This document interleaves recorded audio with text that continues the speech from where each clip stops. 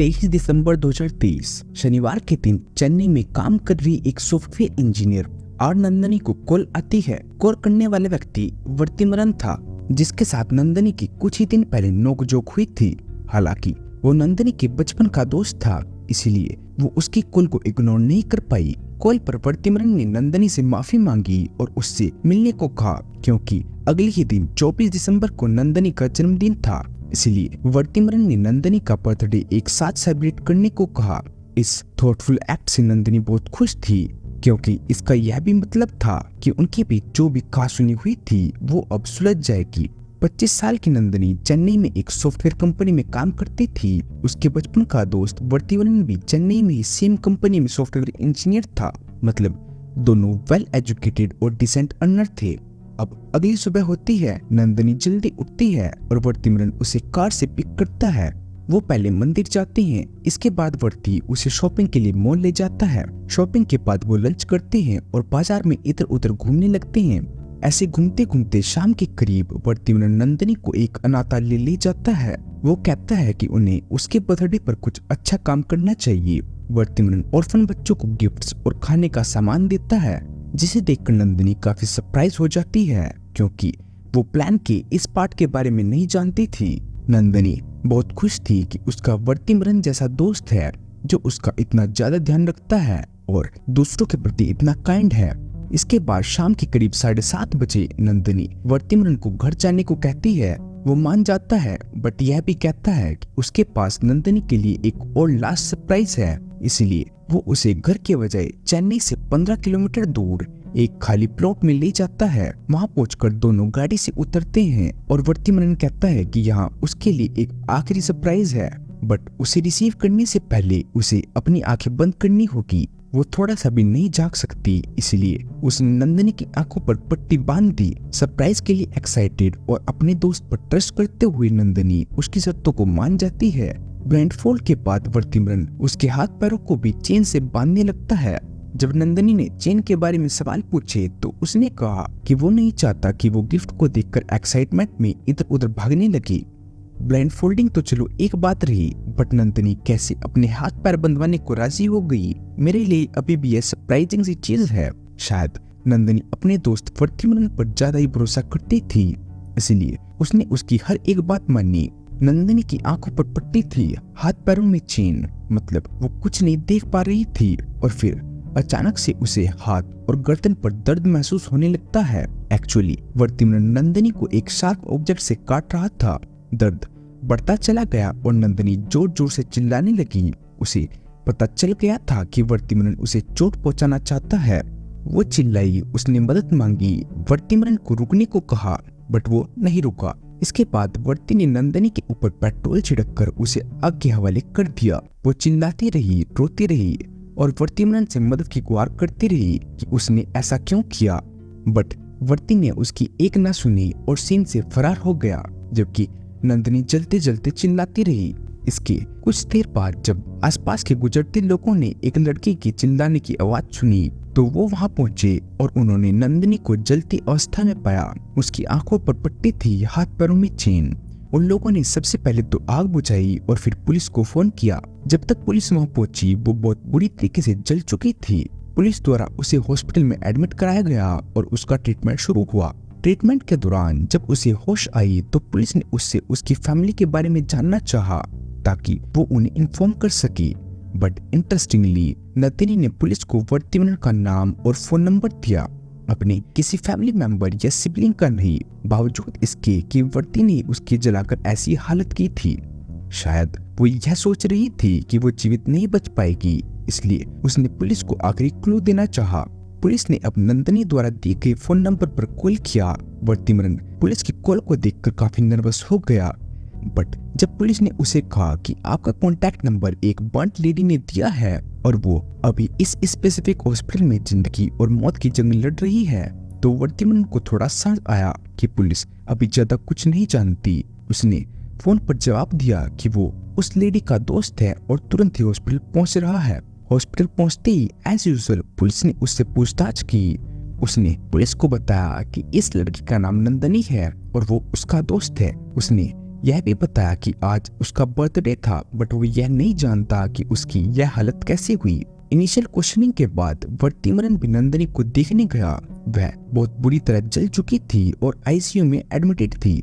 वहीं पुलिस उसके रिकवर होने का इंतजार कर रही थी कि वो उन्हें कुछ डिटेल्स दे और उसके स्टेटमेंट के अकॉर्डिंग वो अपनी इन्वेस्टिगेशन शुरू करे। सैडली नंदिनी ज्यादा देर तक जीवित नहीं बच पाई। जैसे ही पुलिस को पता चला कि नंदिनी प्राण त्याग चुकी है तो उन्होंने वर्तिमरन को बताना चाहा, बट वो हॉस्पिटल में कहीं भी नहीं मिला। स्टाफ को भी उसकी कोई जानकारी नहीं थी। जब पुलिस ने दोबारा उसके नंबर पर कॉल करने की कोशिश की तो वो बंद आया। इसे देखकर पुलिस हैरान हो गई कि जिस व्यक्ति पर नंदिनी ने अपनी आखिरी सांस तक ट्रस्ट किया वो उसे अकेले कैसे छोड़कर भाग सकता है। पुलिस ने अंदाजा लगाया कि शायद वो इतना क्लोज फ्रेंड नहीं था जितना नंदिनी उसे समझती थी, या फिर उसे काफी अर्जेंट काम आया हो जिसे निपटाकर वो वापस आता हो। खैर, अब पुलिस ने नंदिनी की फैमिली को लोकेट किया और उन्हें उसकी मौत की दुखद घटना सुनाई। उसके अंतिम पलों में उसके हाथ पैरों को बांधकर उसे ब्लाइंड फोल्डेड करके चलाया गया था। इससे यह क्लियर था कि यह कोई एक्सीडेंट नहीं था बल्कि एक कोल्ड ब्लडेड मर्डर था, और पुलिस ने भी उसे मर्डर के रूप में रजिस्टर करके इन्वेस्टिगेशन शुरू की। उनकी इन्वेस्टिगेटिव जर्नी की शुरुआत नंदिनी के रहने वाली जगह से होते होते उसके कलीग से होकर दोस्तों तक पहुंची। उसके दोस्तों के साथ डिस्कशन के दौरान पुलिस को एक सिग्निफिकेंट डिटेल मिली कि रविवार यानी बर्थडे के दिन वो वर्तिमरन नामक अपने दोस्त के साथ थी। यह दूसरी बार था कि वर्तिमरन का नाम इस इन्वेस्टिगेशन में आया। इससे पहले नंदिनी ने खुद उसका नाम मेंशन किया था। पुलिस को उस पर हॉस्पिटल से अचानक से गायब होने पर तो शक था ही, और अब इन बयानों से उनका शक गंभीर होता चला गया। पुलिस ने उसे दोबारा कॉल करने की कोशिश की बट उसने कॉल रिसीव नहीं की, इसलिए उन्होंने उसके फोन को ट्रेसिंग पर लगाया और अंततः उसे अरेस्ट किया। उसे इंटेरोगेशन रूम ले जाते वक्त ही वो अपने आप ही सारी चीजें कबूलने लगा कि उसने अपनी इतनी अच्छी दोस्त के साथ इतना जघन्य अपराध क्यों किया। आखिर इस दरिंदगी के पीछे क्या कारण था, आपको आगे इस वीडियो में पता चलेगा। बट उससे पहले प्लीज, अगर आपको वीडियो थोड़ी भी अच्छी लग रही है तो वीडियो को लाइक करके चैनल को सब्सक्राइब जरूर कर दीजिएगा। इससे मुझे ऐसी और वीडियोस बनाने की मोटिवेशन मिलती है। खैर, वापस चलते हैं अपने टॉपिक पर। नंदिनी और वर्तिमरन दोनों मदुरई तमिलनाडु के रहने वाले थे। वो दोनों और एक और लड़की सबसे पहली कक्षा में मिले थे और तब से लेकर 12वीं कक्षा तक वो तीनों एक साथ पढ़े। ये ट्रायो लगभग इनसेपरेबल था। हालांकि स्कूल खत्म होने के बाद तीनों को हायर एजुकेशन के लिए अलग अलग यूनिवर्सिटीज में जाना पड़ा। इसके बावजूद भी उन्होंने एक दूसरे के साथ टच में रहने की कस्में खाई कि वो रोज एक दूसरे को कॉल करेंगे। तो जीवन में अलग अलग रास्ते पर चलने पर भी उन्होंने एक दूसरे का साथ नहीं छोड़ा। तीनों फ्रेंड्स एक दूसरे से अपने डेली या वीकली एक्सपीरियंस शेयर करने लगे।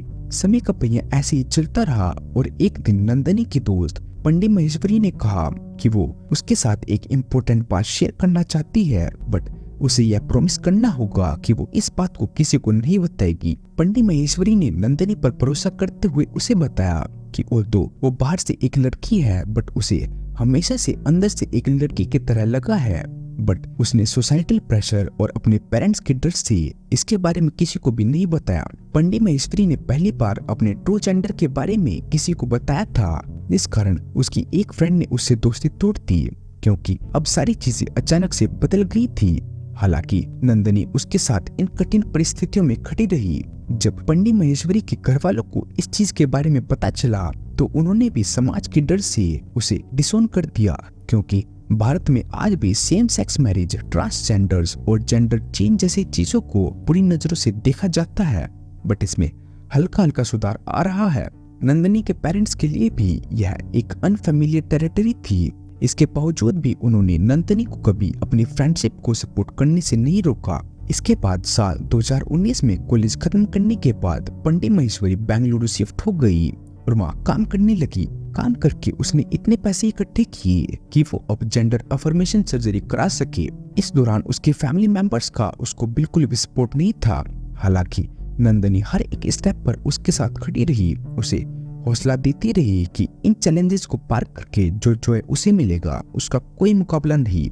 पंडित महेश्वरी सर्जरी कराने के लिए गई और वापस आया वर्तिमरन। वो अपनी पुरानी आइडेंटिटी को छोड़कर वर्तिमरन बन गया। सर्जरी के बाद वर्तिमरन तो खुश था ही, बट नंदिनी उससे भी ज्यादा खुश थी। कॉलेज के बाद वो चेन्नई में जॉब करने लगी थी। समय का पहिया फिर से घुमा और कुछ साल बाद वर्तिमरन भी चेन्नई की एक आईटी कंपनी में जॉब करने लगा। फॉर्चुनेटली उसी कंपनी में जिसमें नंदिनी कार्यरत थी। जब उन दोनों को यह एहसास हुआ कि स्कूल के समय की ही तरह वो दोनों सेम कंपनी में काम करेंगे, तो उनकी खुशी का कोई ठिकाना नहीं था। इससे यह चीज का पता चलता है कि उनकी दोस्ती कितनी गहरी थी।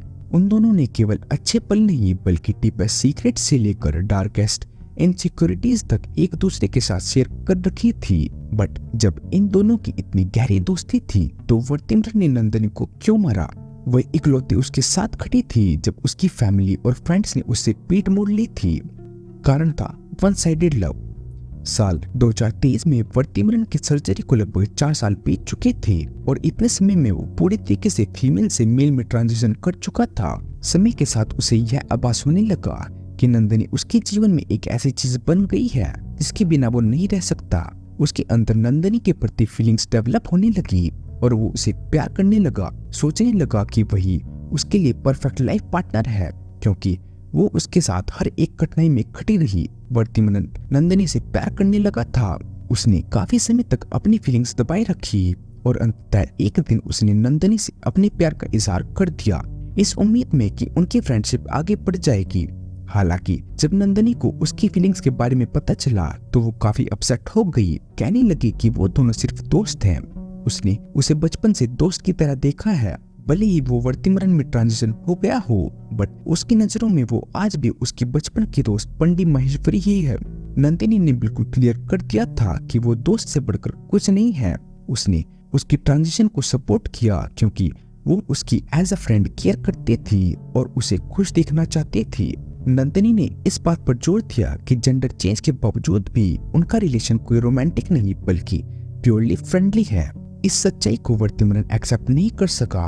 उसने नंदिनी से काफी गुजारिश की कि वो उसके प्यार को एक्सेप्ट कर ले, बट नंदिनी का नजरिया अलग था जिसे वर्तिमरन देखना नहीं चाह रहा था, जिसके चलते दोनों के बीच आर्गुमेंट बढ़ने लगा। और जैसा कि मैंने आपको पहले भी बताया था, ये दोनों सेम कंपनी में काम करते थे। अब दोनों ने एक दूसरे से बातचीत कम कर दी। इसी बीच वर्तिमरन को यह पता चला कि नंदिनी उसे रिफ्यूज करके किसी दूसरे व्यक्ति के साथ बात कर रही है, उसके साथ टाइम स्पेंड कर रही है, उसे डेट कर रही है। तो इसे देखकर वर्तिमरन की पॉसेसिवनेस एक्सट्रीम लेवल को पार कर गई। उसे नंदिनी का दूसरे लोगों के साथ इंटरैक्ट करना अच्छा नहीं लगता था। इसी के चलते उसकी नंदिनी से कई बार कहासुनी भी हुई। उसका इंट्रूसिव बिहेवियर नंदिनी को उससे दूर करता जा रहा था। वो भी उससे डिस्टेंस बढ़ाने लगी और अंततः उन्होंने कई दिनों तक एक दूसरे से बोलना ही छोड़ दिया। कई दिन बीत जाने के बाद 23 दिसंबर को वर्तिमरन ने नंदिनी को कॉल की और पुरानी चीजें भूलकर एक फ्रेश स्टार्ट करने को कहा। नंदिनी भी यह कहते हुए मान गई कि उन्हें अपने अलग अलग रास्ते चलना चाहिए, बट इससे उनकी फ्रेंडशिप भी नहीं टूटनी चाहिए। वर्तिमरन ने उससे कई बार माफी मांगी और अगले दिन उसके बर्थडे को मेंशन किया कि उसने 24 दिसंबर को उसके लिए कुछ स्पेशल प्लान कर रखा है। तो अगले दिन वर्तिमरन नंदिनी को पिक करता है और एक सुनसान प्लॉट में ले जाकर उसकी जान ले लेता है। यह काफी शॉकिंग था कि नंदिनी का बचपन का दोस्त थी उसकी मौत का जिम्मेदार बना। वो दोस्त जिसके साथ वो हर एक मुकाम पर खड़ी थी। नंदिनी वर्तिमरन को बचपन से जानती थी। वो उनके घर भी आता जाता रहता था। किसी ने भी यह नहीं सोचा था कि वो इतने हीनियस क्राइम को अंजाम देगा। तो दोस्तों, इसी के साथ आज की वीडियो में इतना ही। उम्मीद करता हूँ कि आपको वीडियो अच्छी लगी होगी। वीडियो अच्छी लगी है तो वीडियो को लाइक करके चैनल को सब्सक्राइब जरूर कर दीजिएगा। मैं मिलूंगा आपसे अगली वीडियो में। तब तक के लिए जय हिंद, वंदे मातरम।